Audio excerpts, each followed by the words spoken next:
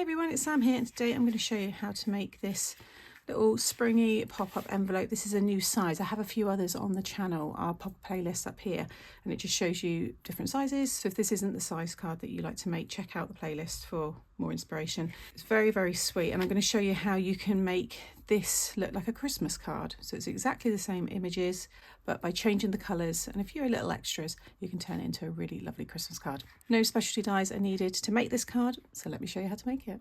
So I've used the supplies from the Papercraft Society box 60, which is from Stamps by Me. And inside you get this lovely stamp set. You get the outline dies for it as well. I'll show you on this one, of these lovely birds. And I said during the Facebook Live, they'd actually look really nice as Christmas birds, so robins. So that's what I've done today. I'll sort that out in a minute. So you can see how they look all year round. You can change them. You could have them as little blue tits, other birds. I'm not really that clued up on them, but you can see how by just changing the colours, you can turn them into little robins. So that's what I've done today.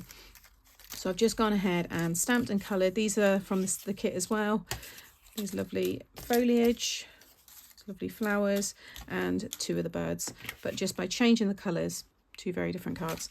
So that's what I'm going to be decorating it with, and I've got the sentiment "Have a Wonderful Christmas," which is from one of my Made to Surprise Christmas sets. Already done the envelope. Again, I've used my Happy Mail kit. I've got the Merry Christmas stamp there, and then all of those faux stamps on the top, so I just like to decorate my envelopes a little bit more. Okay, so you're going to want to cut yourself a piece of 11 by 6, and along the 11-inch side you're going to score at 1/2 inch, 1 and 1.5, and then at 9.5, 10 and 10.5. Then rotate the card and you're going to score at 2.5 down to the third score line. So past the first one, past the second, and down to the third one. And then just flip the card and do the same. 2.5, but down past the first score line, past the second, and down to the third. You then want to cut yourself a piece of 8 by 2.5. That's going to be for the front panel. And then you want to cut yourself 2 pieces of 2.5 by 5, and they're going to be the side pieces. So these angled pieces here. I'll go through all the mats and layers for those pieces in a minute. So if you fold and burnish all your score lines, and you're going to cut down the score line here, up to that third score line. And then you want to cut away the bigger section. So not your small section here, cut that away. So remove all the score line. Repeat that on the other side. Okay, so with this piece here, I just took a little bit of card, just a little notch off the edge there, just so it hides behind the front panel when we stick it. But you want to fold it, so you fold all 3 over and then do a concertina fold. So then fold 2 back and then the other one forward. So again, all 3 over, fold 2 of them back, and then the last one over. So that's our little concertina side. That will expand to 1 inch, and that will be enough to, allow the card to stand. Now what I've also done is you want to come down each side and mark 2.5. So just put a little pencil mark or mark with your scoring tool, but do that at 2.5, and again on this side at 2.5. And then you want to mark the middle, so at 4 inches. Okay, in fact, for some reason my marker is wrong, so I was obviously not looking correctly. So I'm just going to redo that. There we go. And you're going to snip from that side 2.5 marker up to the 4 inch. And that's going to give us our envelope look. And then down and across, like so. And just make sure you're removing any sight of the score line that you might still have. I can see a little bit there, so I'm just going to cut that away. Now with this one here, again along the long side at the top, just mark the center, which is 4 inches, and then you want to come up each side 1 inch. So just again put a little pencil mark, and again like so. If you can hear any snoring in the background, it is my dog. He's fast asleep, bless him, and he's not feeling very well at the moment, so I'm glad he is sleeping. Then you're just going to cut up and across. I've gone a little bit wonky there. You might want to do a pencil line first, connecting, but it's pretty easy. If you've got long scissors, quite easy to get that across there. Okay, so that will go on there. Don't worry about this bit, because that's where now the side pieces are going to come into play. So I'm going to cut away that bit there. So with it in portrait orientation, come up each side 1 inch and just mark with a pencil. I can see I've already put little markers on mine. And then along the top here, mark the middle, which will be 1 1/4. Okay, and again, from that 1 inch, you're going to cut all the way up to that center point, like so. And then I'm just going to come down and join up, like so. The width of these will sit perfectly over your tabs on each side. And then this will sit on the front, and you can see how we start to get that envelope look. So what we're working on here is this section here.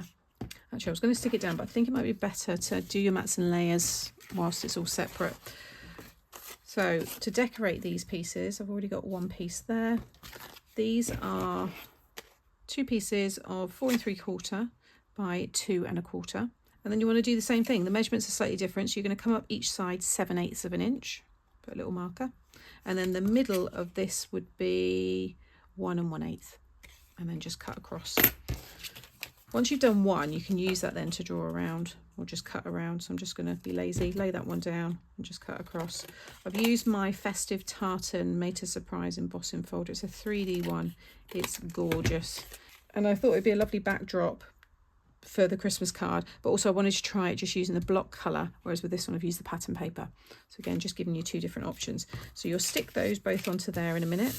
This one here, I've already started to cut. So this is a piece of 2 1/4 by 7 3/4. And you want to come up each side 7/8 of an inch. I might have done 3/4 actually. That one looks a bit smaller. Yeah, 3/4, sorry.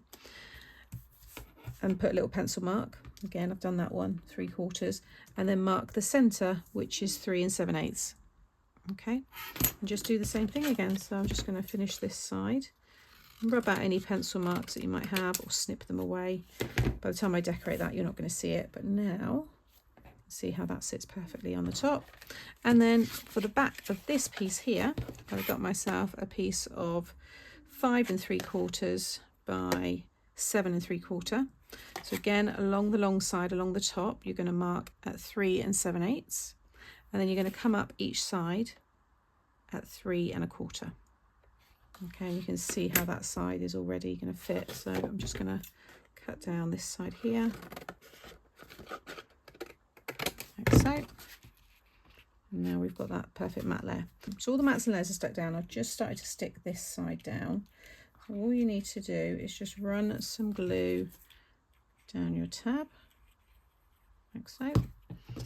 And then take this one and just sit it over the top. Just make sure it's nice and flush with the bottom. You don't want your card rocking. Okay, and then for this one, you're just going to attach it over the top. But I like to add a little bit of foam with this one just to give it a little bit of dimension. That's completely optional. I'm going to use this one here. So you just want to check what part is really going to stick to there. So I'm going to add my foam in this kind of section. So I'm just going to cut a strip there. Just lay the foam down first and then just check that this piece will cover it, which it will. And then just lay down one of the corners and just go and focus on the bottom, making sure that's all lined up. Okay, so now just give it a test, bring that out, and it should all stand up. So now it's down to decorating. I'm going to pretty much follow the same way here. I added little springs behind these, so if you've got like little action wobblers, things like this, these are really great to add a little bit of movement to the card, or just stack up the foam, stick a few layers on top of each other, which is probably what I'm going to do for this one, just to have those birds. So if I bring them in, I'm going to have these quite high up, and then I can just feed everything in behind them.